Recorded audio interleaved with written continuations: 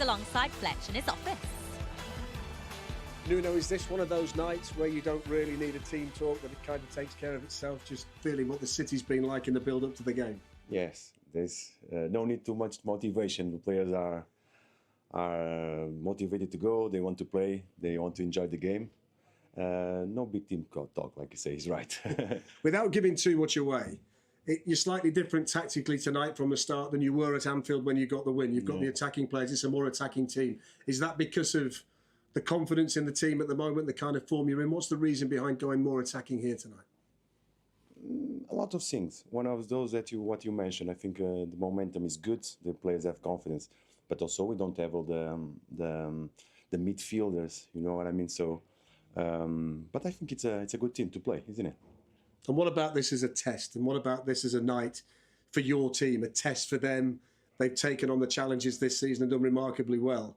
This is a real opportunity for them tonight to make a real mark in the season, isn't it? I think if they go this way, it'll be a mistake. I think they have to stick to their tasks, be focused. It's not about proving anything to nobody. It's about enjoying the way we do things and competing well. Good luck tonight. We wish you well. It was a pleasure. Thank you. Thank you. Nice to see you. And he returned to the Premier League. Well, I think he surprised everybody, even the fans here. I think when he came in, the players were looking for that bounce, for that new manager.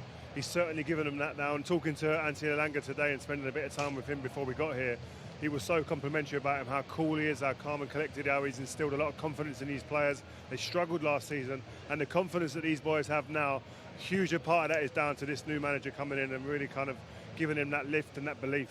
Morgan Gibbs-White is one of their key players, Crouchy. He's got that X factor, doesn't he? How key will the midfield battle be tonight to who wins this game?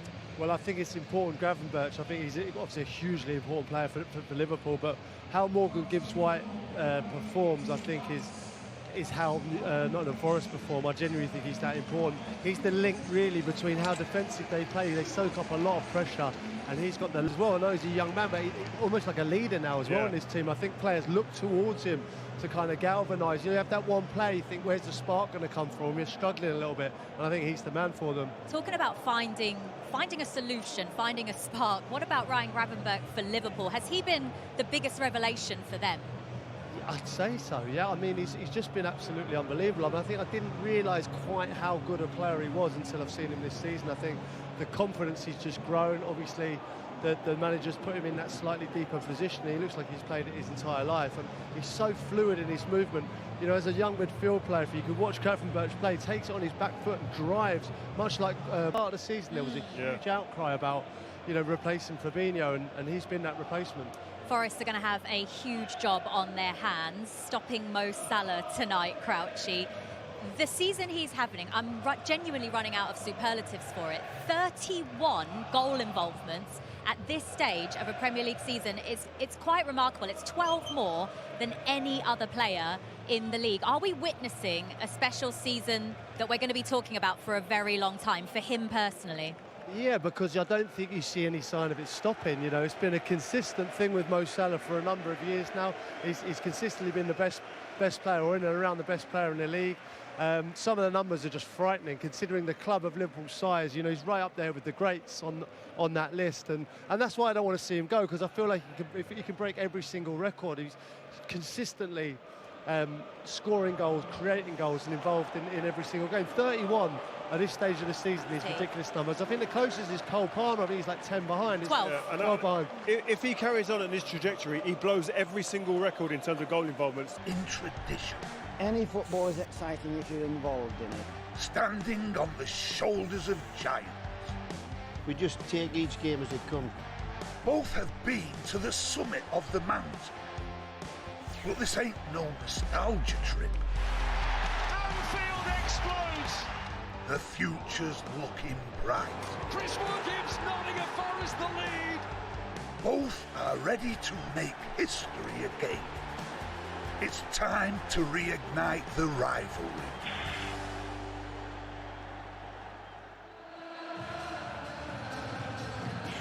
The City Ground is ready. This place is rocking, and now we are getting this close to kick-off, just a couple minutes away now. You can really feel how big this game is to both teams, Crouchy, can't you? Yeah, I mean, it's become a massive fixture, this. You know, Nottingham Forest fans around us here are believing, they're starting to believe they can do something special. Liverpool have been absolutely impeccable the whole season, so we've developed into a huge, huge game, and privileged to be here. Forest are in such good form at home as well, Rio. They've won. Made 11 changes on Saturday in preparation for tonight, so his group is rested and ready. The likes of Aina, Murillo, Gibbs, White and Williams weren't even on the bench against Luton, but all of them start tonight. Captain Ryan Yates is preferred to Dominguez in midfield. Matt Sells and Murillo have started every Premier League game this season. Nico Williams came through the academy at Liverpool. Yeah, big night for everybody concerned. Two strong teams. They won't budge from their 4-2-3-1 formation, and at top, Chris Wood having a wonderful season. Well, Liverpool have the big hitters back after ringing the changes in back-to-back cup ties. Van Dijk, Salah, Gravenberch and Konate all got Saturday off, as did the informed Cody Gakpo. Alexis McAllister plays his 150th Premier League game tonight. Darwin Núñez is suspended. The significant news, Dominic Szoboszlai is selected ahead of Curtis Jones in midfield. Yeah, I don't think that was much of a surprise, really. Szoboszlai with his energy coming back into the team. And again, Liverpool's front three being in great form.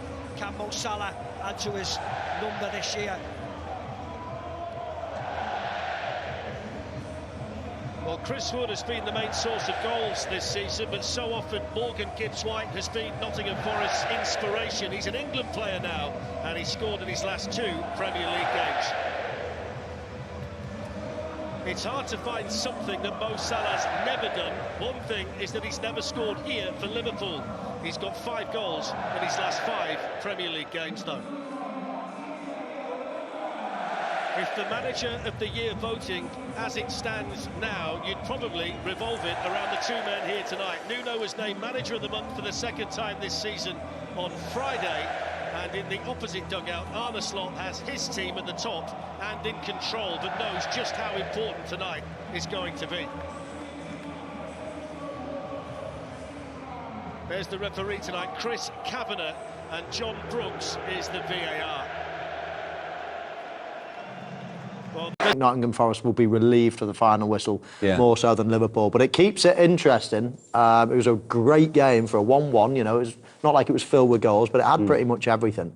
Their goalkeeper, Sells, made a couple of brilliant saves as well. So yeah, it was a fascinating game and typical Premier League game. Yeah, absolutely. And to sum up Liverpool's dominance, the last 13 shots on goal in that game came from Liverpool. That sequence was started by Diego Jota's equalising goal. 22 seconds after coming off the bench on. That's what you want as a sub, isn't it? You come on your first touch, little header. He always amazes me when he's in that box. The amount of headers he wins and the opportunities he gets, but the ball in now is an unbelievable, right in the area it needs to be, and he's there. And the headers, it's a nice glancing header into that far corner, man. You'd be proud of that. It is, yeah, it is a really good header. I just wondered whether Murillo got a tiny touch on it, which would have made the header even more difficult. He wouldn't have had time to adjust. I thought it's just skimmed. And I'm fascinated by how many goals he scores with his head for someone so small. I was just going to say, he's got this knack of getting in between big, you know, physical centre-backs. Yeah. But still manages to find that space. His timing is good. His jump is good. Not that he needed it necessarily there.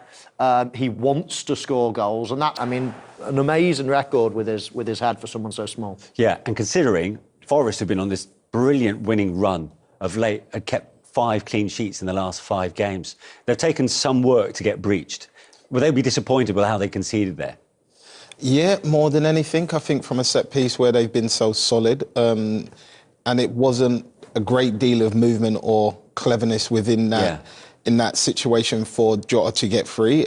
He just ghosted into the space where that zonal marking gap was, and the ball landed perfectly where he was, to be honest. So yeah, I think they will be upset, but then at the same time, they would have, like I said, they would have taken a point from this game before the game kicked off. But Liverpool laid siege on that Forest goal. especially towards the last 15, 20 minutes. Let's have a look at the best chances that fell their way. Was it a combination of wayward finishing and some brilliant goalkeeping, Michael? Absolutely, yeah. The goalkeeper made a couple of great saves, makes himself big there. Jota cut inside on his left foot. Liverpool pinching the ball high. Mo Salah, you know, and that's a real good shimmy to shoot and cut inside, but goalkeeper's live to it. And then Jota again, as Trent Alexander-Arnold plays a cracking ball across. And that is a brilliant to sky it over the bar, but he keeps it down and the goalkeeper makes a great save. And then it was Mo Salah's turn, Sean. Yeah, and Sells again is there to stop that. And then another great ball in. And just chances, and Aina's there on the line to nap. Brilliant from him. Salah did everything right, didn't he? I mean, he again kept it low, kept it on target, hit it really well. This is incredible. I mean, he couldn't believe it, and nor could I. No. I mean, you can see Slot almost with a wry smile there. So let's get his post-match reaction, shall we? Here is the Liverpool head coach. Well, Arnold, let's start with your substitutions. Have you had a bigger impact? 22 seconds before they linked to give you the equaliser. Yeah, you need to be a little bit lucky with that because we took Ibu out, who's normally a big threat in set pieces. But we all know Jota can score a goal. Costas has a good set piece. So yeah, we brought them in to score a goal during the game or in the end of the game, but they immediately did it after 20 seconds. And you spoke pre-match about the Forest defence. I mean, it could have been more, couldn't it, had it not been for their goalkeeper and some of the saves? Yeah, the goalkeeper, but definitely also the defenders, because I think the goalkeeper had to make a few incredible saves, but their defenders also prevented some shots on target because they blocked almost every shot.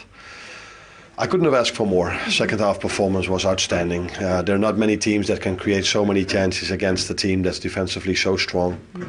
And unfortunately, we couldn't score the second. That's the thing, isn't it? They're quite happy for you to have the ball. How does that affect the dynamics and obviously the way you then have to go and try and break them down? It's so difficult. I said it after the United game. Every time you have the ball, you have to go past 11 players because the other team, when the goalkeeper has, they kick it long. So that's also their strength. So first you have to defend it, which is difficult enough because Wood and all these fast wingers. So first you have to win the second ball, and if you win the second ball, they just go back in a low block with 11 players around the 18-yard box, and then with such a good defenders and a good goalkeeper, it's so hard for every team to create here. That's why I was so happy with our second half performance, because it was just one chance after another if we played, because there was also a lot of moments where it took a while before the restart was there. I was going to say, there seemed to be a lot of frustration on the sidelines. What was the main cause of that, do you feel? Us being 1-0 down or being 1-1, that's always the main reason to be frustrated. And then you want as much playing time as you can, but the team that's happy with the current result wants as less playing time as they possibly can. So there were, for example, a moment where they went to the floor, there was not a head injury, and the referee blows his whistle, and there's not even treatment. Those are moments you try to say, okay, this is maybe what they want, and let's try to prevent that. But yeah, that's not why we had a draw. I think Nottingham Forest can look back at a very good game, defended really well, and we can look back at a very good second half. And that's the thing, as we head into the Premier League in the new year. I mean, are you satisfied with where your team are? Do you feel that they're better now than they were the last time you played Nottingham Forest? Oh, we were definitely better than the last time we played Forest. That wasn't that difficult though. We didn't create much chances back then. We created a lot today. So second half of the season is always more difficult. You've already faced the team. They know us better. They know our playing style even better. Some teams even bring players in during the winter break or bring a new manager in. So the second half, and they have to fight for every point. So here at Forest, they want to stay up where they are. And next week, maybe you can face a team that's in a relegation battle. So to win in the second half of the season is always harder than in the first, but if we can continue bringing these performances in like we did the second half, then we will not always be that unlucky that it ends with a draw. Thank you for talking to us. You're welcome. Thank you. Pretty honest reflection, really, from Liverpool's head coach, Michael. Yeah, always an honest, fair reflection. He doesn't mind criticising his team when the time's right. He calls the game accurately, I think. You know, what you see is what you hear from him. So I really like him. I mean, obviously he's done a brilliant job since he's come in, but I like the way he speaks to people, speaks to the fans. I love his demeanour. I like his team, the way he plays. He's obviously doing a super job, and so is his team, because so is his staff, I mean, behind the scenes, because virtually every single player in that squad is fit at the moment, and that is so difficult at this stage of the season. 3 wins in 7 in the Premier League. That includes 4 draws, so they haven't lost once in that sequence. Are they losing points here to keep others interested? Should they be furthermore in front? Could they be furthermore in front at the top of the table right now? Well, yeah, you could turn around and say they could be furthermore in front, but you also got to respect all the other teams they're coming up against. I think Liverpool may not have played as well as they would like to in those games, but they haven't lost those games either, and they've come against a team that may have had a little bit of luck, may have defended in a very low block, and didn't really try to hit them on a counter either. So I think that there's a bit of both in terms of that. If I was Liverpool, just like him, I would be delighted with our position, especially the amount of games they've already played. They're top in the Champions League, top in the Premier League, still in a semi-final.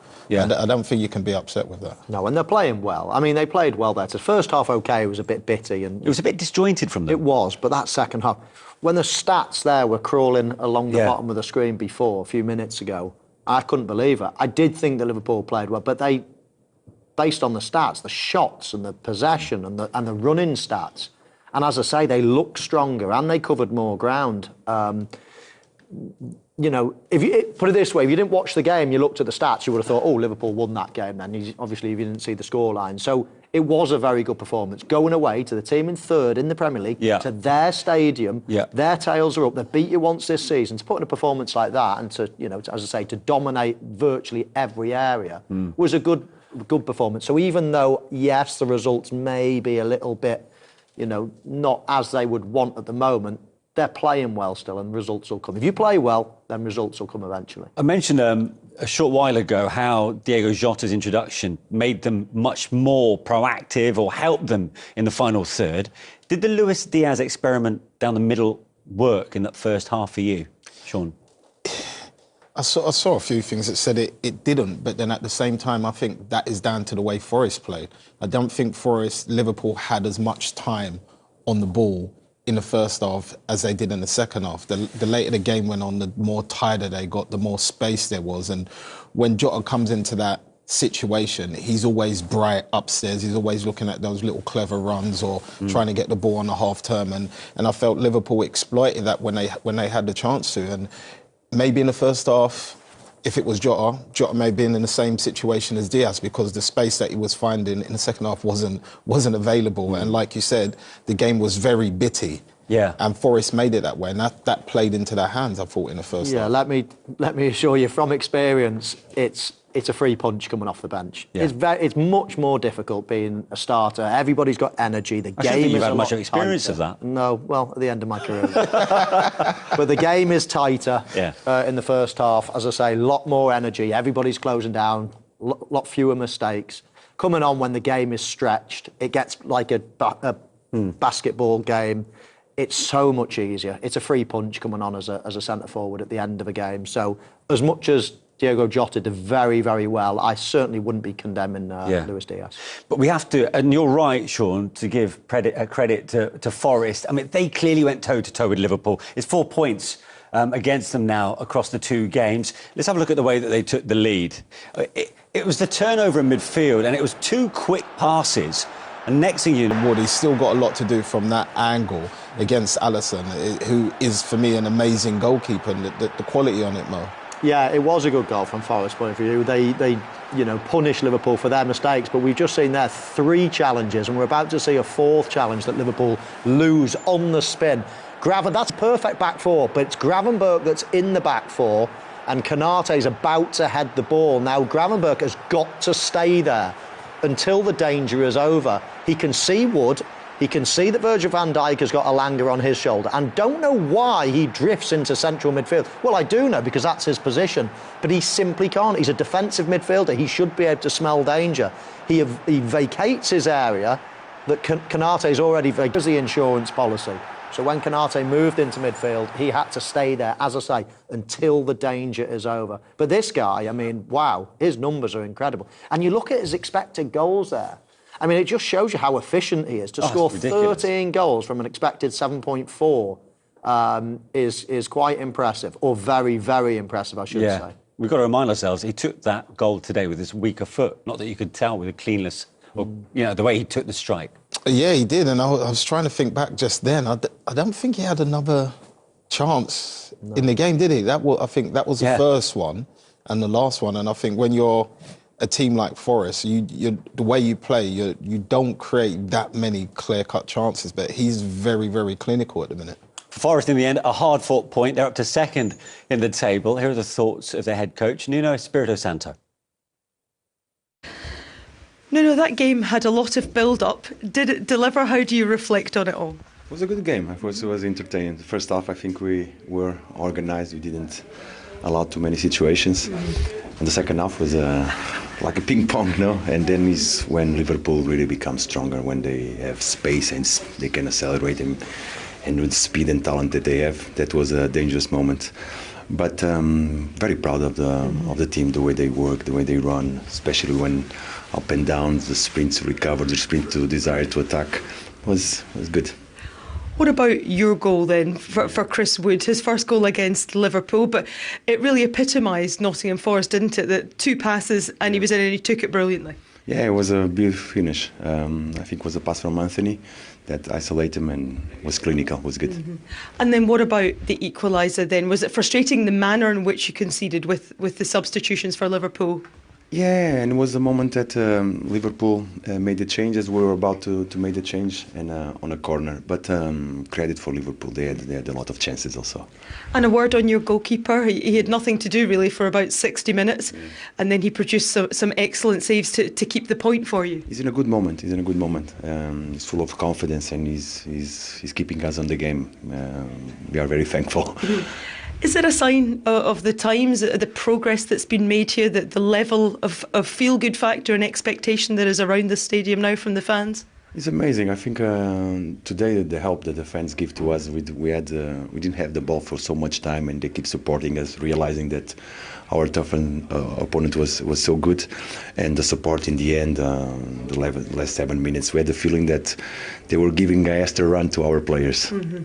And to move up to second now in the Premier League table, do you take pride in that? I know you wanted 3 points today, but you must be hugely satisfied with the season so far. Of course, especially because of the way the players work. I'm so proud. I cannot repeat myself over and again because this is what I'm feeling. And we keep going. It's about enjoying the moment, competing very well. And you got a tough one on the next one. Congratulations. Cheers, nice to see you. Forest are one of the stories of this Premier League season, and while that result ends their winning run,